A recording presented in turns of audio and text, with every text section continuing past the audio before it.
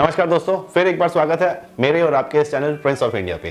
दोस्तों, आप लोगों से एक रिक्वेस्ट है, प्लीज़ मेरे वीडियोस को एंड तक देखा करें और पसंद आए तो इसे फॉलो, लाइक और शेयर ज़रूर करें, क्योंकि आपके लाइक्स और कमेंट्स से ही मुझे मोटिवेशन मिलती है इन ऐसे वीडियोस पे रिसर्च करने की और अच्छे टॉपिक्स लेके आपके सामने आने की। दोस्तों, जैसे आप जानते हैं कि हमारा करप्शन सीरीज चल रहा है और ये उसका सेकेंड एपिसोड है, तो मैं वहीं से शुरू करूँगा जहाँ मैंने रोका था। क्या किसी ने कभी सोचा है दोस्तों कि करप्शन कहाँ से शुरू होता है? नहीं ना, मैं बताता हूँ। मेरे ख्याल से इसका मूल कारण है हमारे देश के रूल्स एंड रेगुलेशंस।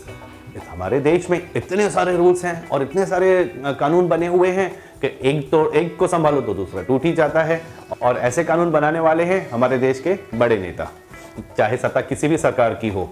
लेकिन हमारे देश के सारे नेताओं का एक ही है सोचना, राम नाम जपना, सारे देश का माल अपना। दोस्तों, इसीलिए तो एक कॉर्पोरेटर भी सिर्फ 5 साल में इतने पैसे जमा कर लेता है कि उसकी 5 पुश्तें बैठ के खा सकती हैं। और हम सब जानते हैं इनके पास ये पैसा कहाँ से आता है। ऐसा नहीं है कि देश दुनिया में भ्रष्ट नेता नहीं है, सारी दुनिया में है। पर यहाँ पे कैसा होता है कि जो पहले पैसा आता है वो डेवलपमेंट पे खर्च किया जाता है, उससे काम कर दिया जाता है, जो बच जाता है वो बांटा जाता है। पर हमारे भारत देश का कानून कुछ उल्टा है। हमारे यहाँ पे पहले पैसा बांटा जाता है, उसके बाद जो बचता है वो उससे सोचते हैं कि चलो कुछ डेवलपमेंट कर लेते हैं। मैं ये भी नहीं कहता हूँ कि हमारे देश के सारे मंत्री करप्ट हैं, बट कहते हैं ना कि एक गंदी मछली पूरे तालाब को खराब कर देती है।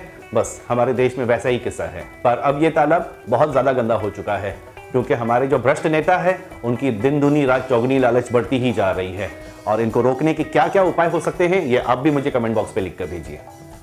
दोस्तों, इन करप्ट पॉलिटिशियंस की वजह से हमारे सरकारी कर्मचारियों को भी रिश्वत लेनी पड़ती है। अगर आपने मेरा पहला वीडियो देखा होगा तो समझ गए होंगे क्यों, और अगर नहीं तो मैं आपको लिंक डिस्क्रिप्शन बॉक्स में दे दूंगा। और मैं चाहूंगा कि आप प्लीज़ पहले वाला वीडियो भी ज़रूर देखें।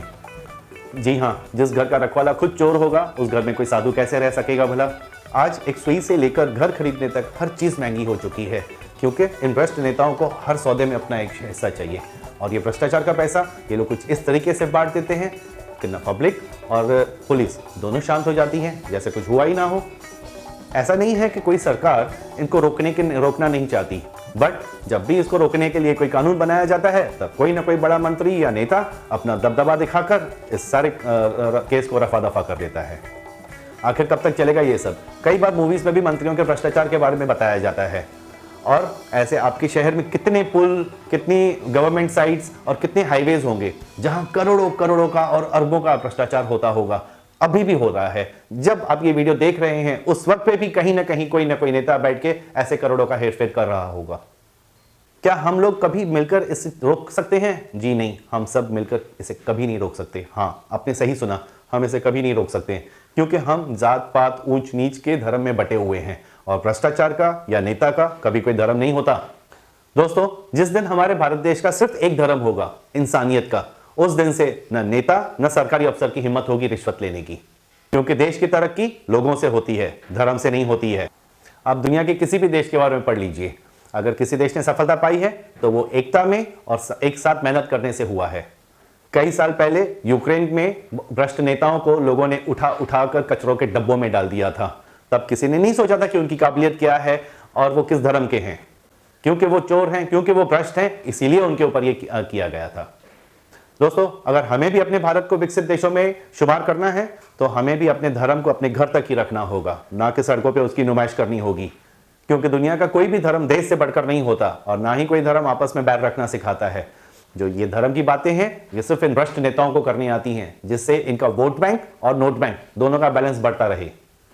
बरसों से दोस्तों यही चलता आया है और तब तक चलता रहेगा जब तक हम इन छोटी छोटी बातों से बाहर नहीं आ जाते, क्योंकि ये एक ऐसा हथियार है जो दिमाग से नहीं दिल से चलाया जाता है और इसका इस्तेमाल करना हमारे नेताओं को बहुत अच्छी तरह आता है। कुछ फिल्में समाज का आईना भी होते हैं, लेकिन हम हर पिक्चर को एक रैंकिंग देकर भूल जाते हैं। क्यों नहीं सोचते भ्रष्टाचार को रोकने के बारे में? बड़े बड़े बिजनेसमैन, बिल्डर्स, ये लोग करोड़ों की रिश्वत देके अपने काम करवाते हैं और अपनी चीज़ों को फिर दुगनी कीमत पे बेचते हैं। कौन भरता है इसका भुगतान? हमारे और आपके जैसे आम लोग।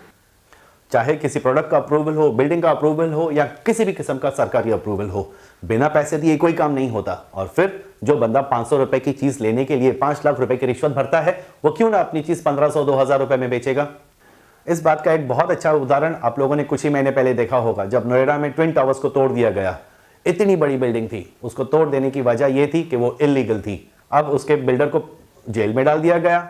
लेकिन क्या किसी नेता या सरकारी कर्मचारी पे कोई आंच आई? नहीं। अब इतनी बड़ी बिल्डिंग बिना किसी अप्रूवल के ही बन गई थी, किसी के पता ही नहीं चला उसके बारे में। ऐसी और भी कई सारी इलीगल बिल्डिंग्स हमारे देश में हैं, बल्कि किसी में तो लोग भी रहते हैं, बट उनको पानी का सप्लाई मिल रहा है, लाइट का सप्लाई मिल रहा है, उनके ऊपर लोन्स अप्रूव हो रहे हैं, उनकी स्टैंप ड्यूटी रजिस्ट्रेशन हो रही है। क्या बिना किसी लीगल अप्रूवल के ये सब हो रहा है? आपको लगता है ये पॉसिबल है? पर जब उन बिल्डिंगों को तोड़ दिया जाता है तो नुकसान किसका होता है? उन लोगों का जिन्होंने अपनी जिंदगी की जमा पूंजी अपने सपनों के घर में लगा दी थी।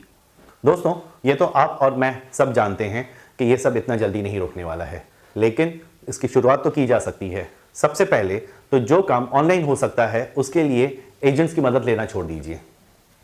आज गवर्नमेंट ने हर छोटे मोटे काम के लिए एक वेबसाइट बना रखी है, क्यों ना आप लोग उसका इस्तेमाल करें, और हो सके तो थोड़ा वक्त निकाल के उस ऑफिस में जाइए जिस ऑफिस से आपका काम होना है।